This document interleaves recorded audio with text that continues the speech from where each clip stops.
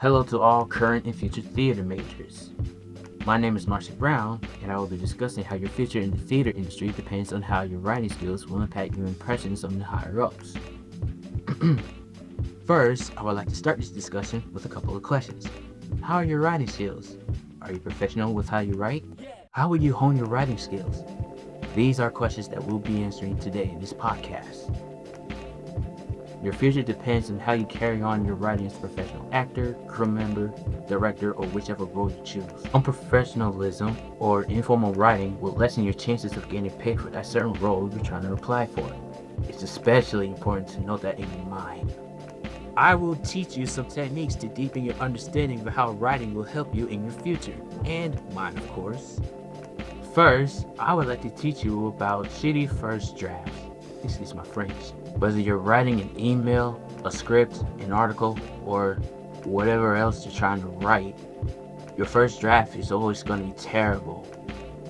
You have to start making a terrible first draft before you send out your final product.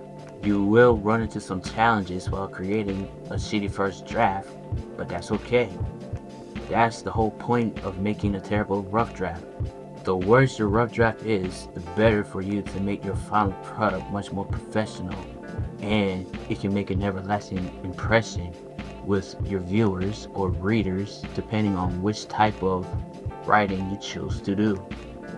Next, I would like to talk about some rhetorical appeals.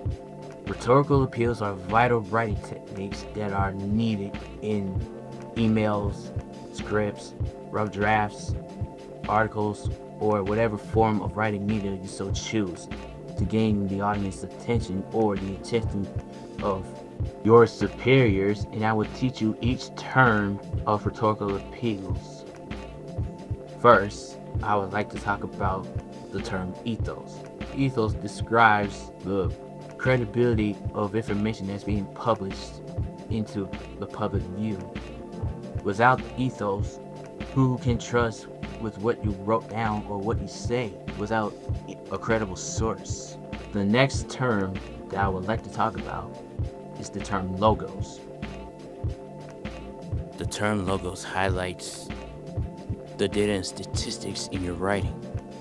When coming up with an argument, a report, or an article, it is very vital to put in accurate and reliable data into your writing to make sure that what you have written down is accurate. Now, I would like to highlight the next term, pathos. Pathos highlights how an article or a speaker uses emotional appeals to gain an emotional reaction from the audience. If what you're writing or speaking about holds any emotional weight, your reader or your listener can relate to what you're saying and will most likely listen to what you're trying to prove. Kairos, the timeliness of when arguments and claims are being published. Why are we getting this information now? Why is this being pushed out in a timely manner? Why, here, and now? It's due to the simple fact that whatever is being written down or spoken of can relate to the times of today. Now, I would like to highlight the final term for the rhetorical appeals, exigency. Exigency, the urgency of why this argument is being sent out now. Why is it so urgent to push this information out now? It's simple, really. Because it's important. It's necessary to read or listen to this type of information. It cannot be ignored. It must be viewed at the highest of urgencies. If not, then all the efforts to push out that information to the public view would be for naught. Every one of those techniques will be very helpful in our future careers as theater majors. Writing will be an everyday importance in the professional world. It is not something to take lightly. Writing as a professional, and yes, I am regurgitating old information, will carry you very far in your field of expertise.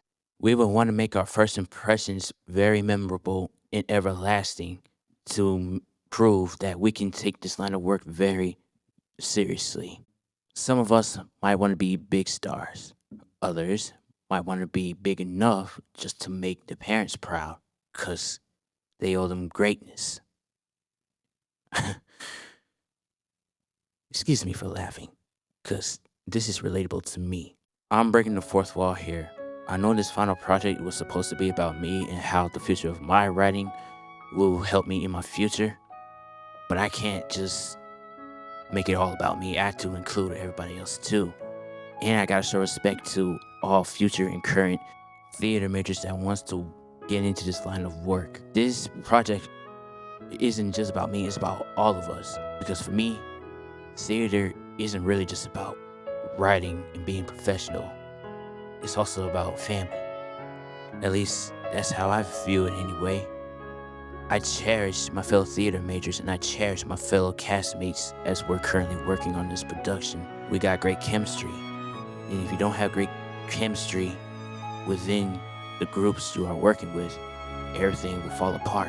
This is why theater is very near and dear to me. I love acting, but I also love working with the people that I'm working with and building bonds and networking. And I hope that my little podcast will make you see things the way I do too. Thank you for listening.